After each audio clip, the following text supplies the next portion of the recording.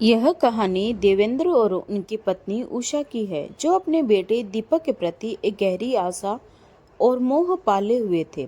देवेंद्र जी ने अपने जीवन भर मेहनत की, एक एक पैसा करके परिवार के लिए सुख सुविधाएं जुटाई, परंतु दुर्भाग्यवश उनका एकमात्र बेटा दीपक बुरी संगत में पड़कर नशे की गिरफ्त में फंस गया।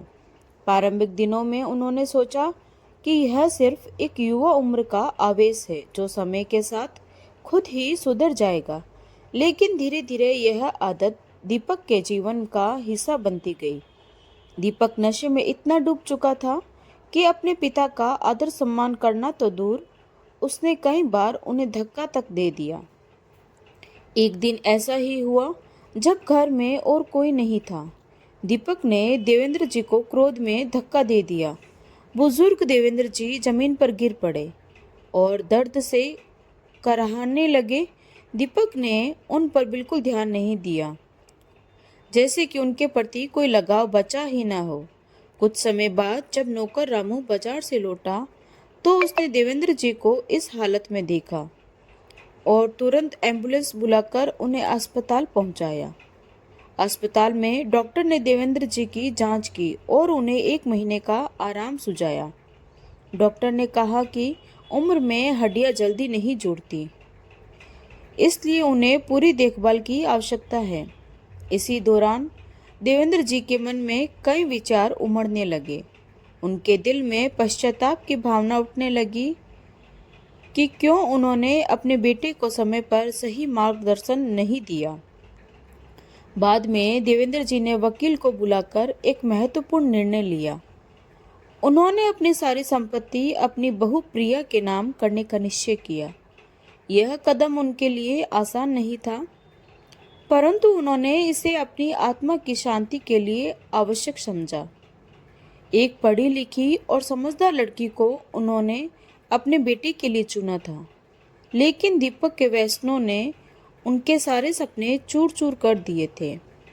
यह निर्णय एक तरह का पश्चाताप था, जो उन्हें एक लंबे समय से भीतर ही भीतर कचोट रहा था।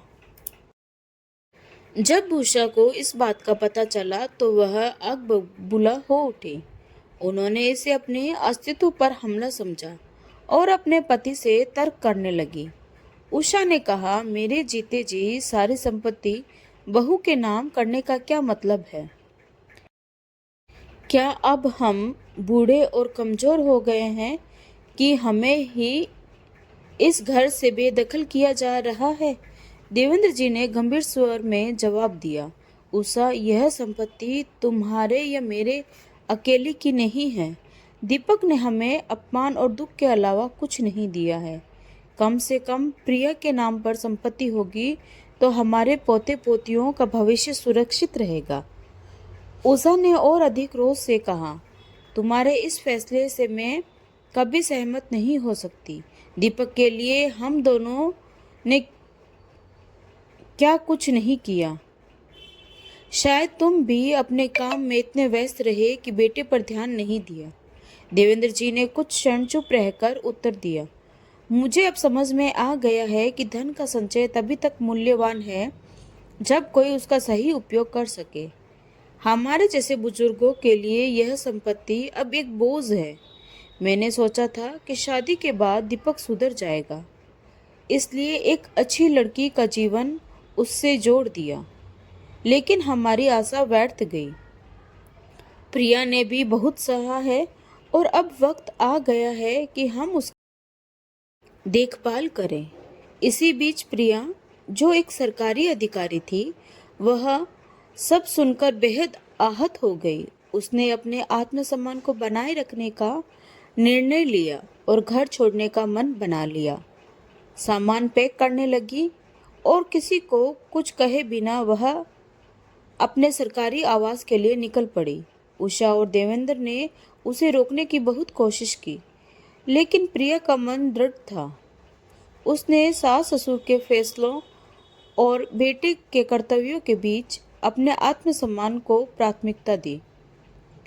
उषा ने जब प्रिया को जाते देखा तो उसे एहसास हुआ कि उसने एक नेक लड़की को खो दिया। वह मन ही मन पछताई और अपने व्यवहार के लिए प्रिया से माफ़ी मांगी। कुछ समय बाद वह प्रिया के पास गई और उसे फिर से अपने घर में बहू नहीं बल्कि अपनी बेटी की तरह वापस लाने का आग्रह किया। प्रिया के दिल में सास ससुर के प्रति हमेशा से सम्मान था और उनकी माफ़ी स्वीकार करके वह घर लौट आई। वही दीपक को एक बार फिर से पुनर्वास केंद्र भेजा गया। उसने अब समझ लिया था कि उसका बुरा व्यवहार और आदतें उसे अपनी पत्नी और परिवार से दूर कर चुकी थी।